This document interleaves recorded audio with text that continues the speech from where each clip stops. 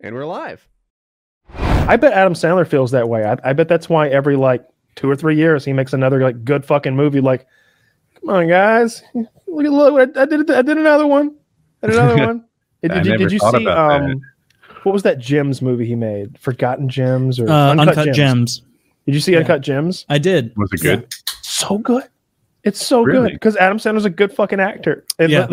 but like the Uncut Gems will kind of go under the radar. I think that was one of the ones that a lot of people did notice though. And then he'll be like, all right, let me make 5 movies to make sure David Spade and Rob Schneider have enough money to make it through retirement. I feel like that's what it is, really. Like Rob Schneider. Hey, I think he's just a good friend. I think he's just the best friend ever. And he's like Rob Schneider and David Spade are like, hey, maybe we should make another one of those great Netflix movies. Yeah. And Adam Sandler's like, oh, did they want you to make one? They're like, nah, they probably want you to make one though, right? David Spade's more successful than you're giving him credit for. I want to say he's been on TV for 20 years in a row. Something like consecutively. Yeah, honestly, like Rob Schneider and David Spade, maybe not the best examples because they both had very successful careers.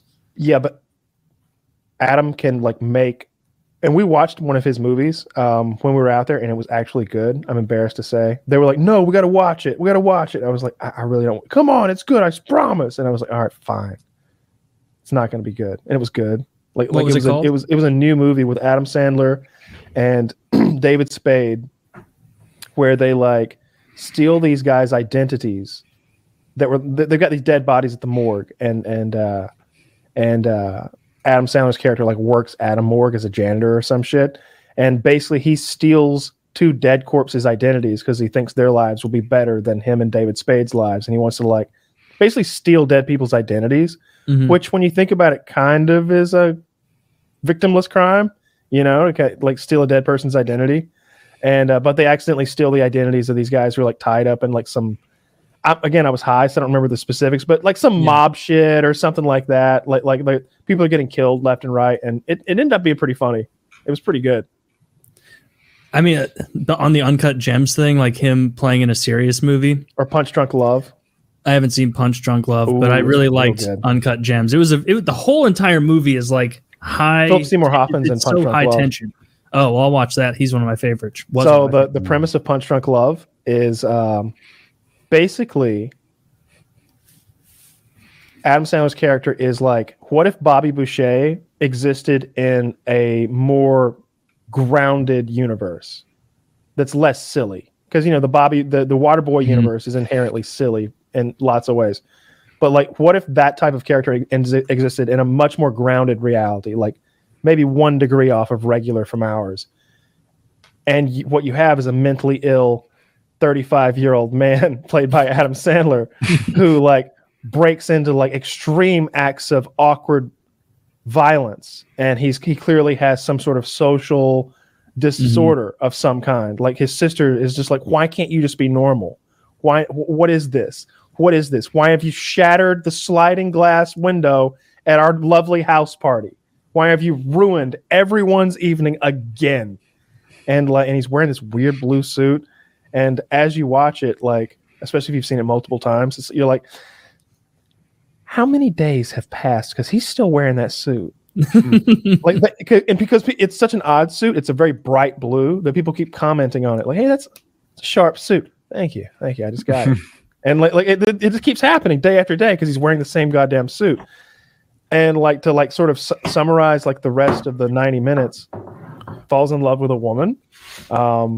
He takes advantage of this because he is clearly like autistic or something. He takes advantage of this promotion that an airline has with pudding lids, where like every pudding lid is like 5 air miles, but so they stack in a way that they shouldn't because of some oversight, and so he can like have infinite flying miles. Basically, he can print money.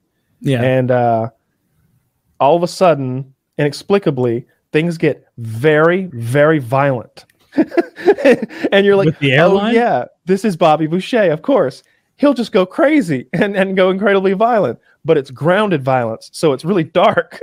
So like all of a sudden people are getting smashed in the streets with crowbars. So it's not that, it's a dark comedy maybe? It's a dark comedy. Yeah, maybe. I dig it a lot. Punch Drunk Love is really good.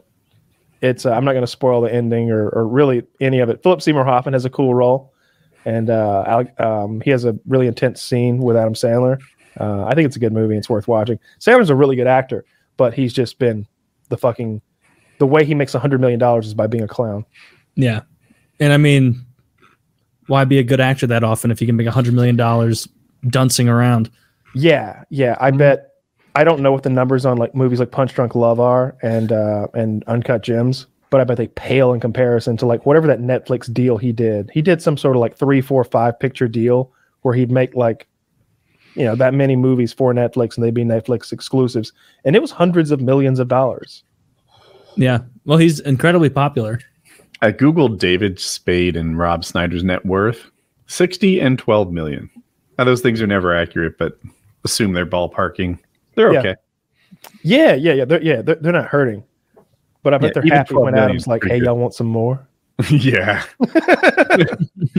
Hey, Spade, you want some more? I don't know, Adam. I think I've had enough.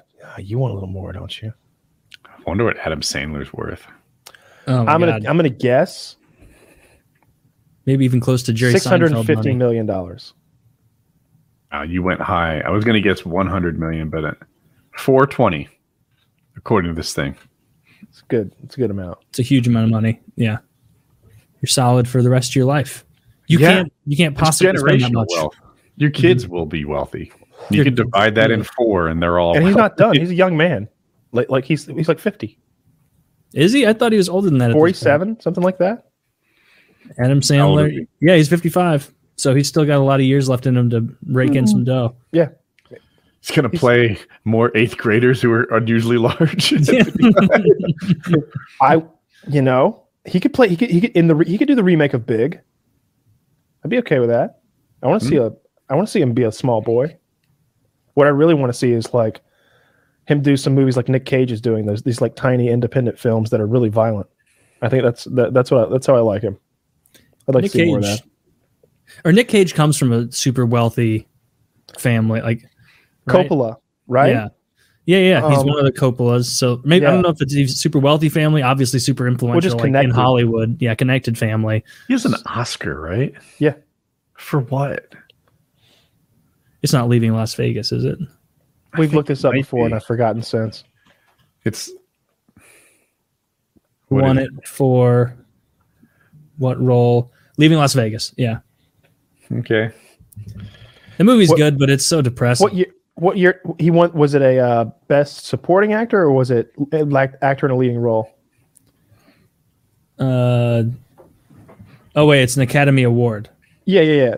That's the right one. That's the Oscar. Oh, that's an Oscar. I don't know. It doesn't say in this little snippet. Actor. Good God, dude! Do you know? Do you have the year? 90s. I have to keep reopening closed tab. 95. I want to see who he's up against. I think that's relevant. You want to what? Tom Hanks won in 1995. Oh, maybe the movie was 95 and then he got it 96. I don't know. Nicolas Cage in 1996. Okay. He probably. Do you guys like that movie? I don't remember it. I don't remember it either. Is that the one where he and his wife run through the grocery store with a kid? No, it's like where he's depressed and failing at his like job. Everything's going to shit. He's an alcoholic and he decides he's going to stop trying to get more work. He's going to take all the money and everything he has and move to Las Vegas and drink himself to death. It sounds like a terrible movie. It's okay. I got it. It's good. And it makes more sense now, like why Nicolas Cage won. He was up against Richard Dreyfuss and Mr. Holland's Opus. Mm-hmm. Anthony Hopkins for Nixon, Sean Penn for something called Dead Man Walking, and Massimo Troisi from something called The Postman.